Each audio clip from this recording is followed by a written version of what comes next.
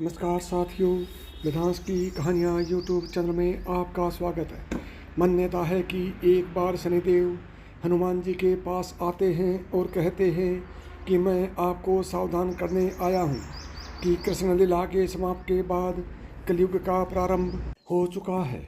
इस कलयुग में देवता धरती पर नहीं रह सकते, क्योंकि जो भी धरती पर है उस पर मेरी 7.5 का असर होगा। इसलिए आप पर भी इसका प्रभाव प्रारंभ होने वाला है। इस पर हनुमान जी कहते हैं, जो भी देवता या मनुष्य राम की शरण में रहता है उस पर तो काल का भी प्रभाव नहीं रहता, इसलिए आप मुझे छोड़कर कहीं और जाइए। पर शनिदेव कहते हैं कि मैं सृष्टिकर्ता के विधान के आगे विवश हूँ। आपके ऊपर मेरी 7.5 अभी से प्रभावी हो रही है, इसलिए आज और अभी मैं शरीर पर आ रहा हूँ, इसे कोई टाल नहीं सकता।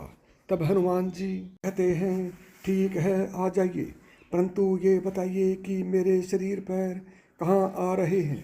तो इस पर शनिदेव बड़े गर्व से कहते हैं कि 2.5 साल आपके सिर पर बैठकर आपकी बुद्धि को विचलित करूँगा।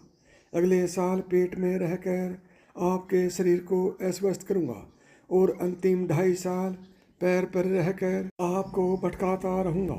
इतना कहकर शनिदेव हनुमान जी के माथे पर बैठ गए। माथे पर बैठते ही हनुमान जी को खुजली आई तो उन्होंने एक पर्वत उठाकर अपने माथे पर रख लिया। तब उस पर्वत से दबकर घबरा कर शनिदेव बोले कि ये क्या कर रहे हो आप। यह सुनकर हनुमान जी ने कहा कि आप अपना काम कीजिए, मुझे मेरा काम करने दीजिए, मैं अपने स्वभाव से विवश हूँ। मैं इसी प्रकार खुजली मिटाता हूँ।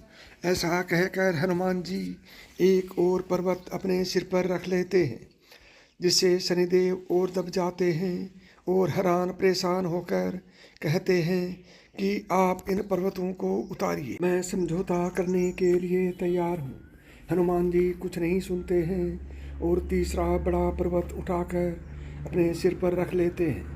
इस बोझ से शनिदेव चिल्लाने लगते हैं और कहते हैं, मुझे छोड़ दो, मैं आपके कभी नज़दीक भी नहीं आऊँगा। लेकिन फिर भी हनुमान जी उनकी पुकार को अनसुना करके चौथा पर्वत रख देते हैं।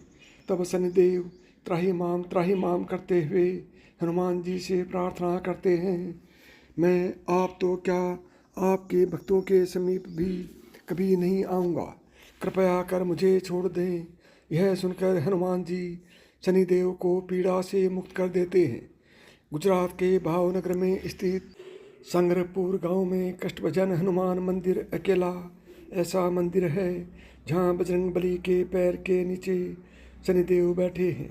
खास बात तो यह है कि यहाँ शनिदेव नारी रूप में विराजे हैं। यहाँ की कथा के अनुसार एक बार शनिदेव का धरती पर कोप इतना बढ़ गया कि सभी परेशान होने लगे।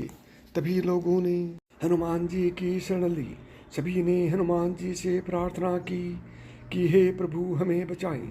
हनुमान जी को जब यह ज्ञात हुआ कि शनि उनके भक्तों को परेशान कर रहे हैं तो वह क्रोधित हो गए। में उन्होंने अपनी गदा उठाई और गदा लेकर शनिदेव को खोजने लगे। शनिदेव को जब इस बात का पता चला तो वे घबरा गए और समझ गए कि अब तो मुझे कोई नहीं बचा सकता। उन्हें छुपने का और कोई उपाय समझ में नहीं आया तो वे उनसे बचने के लिए उन्होंने तुरंत ही स्त्री रूप धारण कर लिया। देव जानते थे कि हनुमान ब्रह्मचारी हैं और वो कभी किसी स्त्री पर हाथ नहीं उठा सकते, इसलिए वे स्त्री रूप धारण करके उनके चरणों में बैठ गए और हनुमान जी के समक्ष वह क्षमा याचना करने लगे। हनुमान जी नारी रूप शनि पर हाथ नहीं उठाते थे, इसलिए उन्होंने शनि देव को क्षमा कर दिया। तभी से वहाँ उनके चरणों में बैठे हैं। प्यार से बोलो जय हनुमान।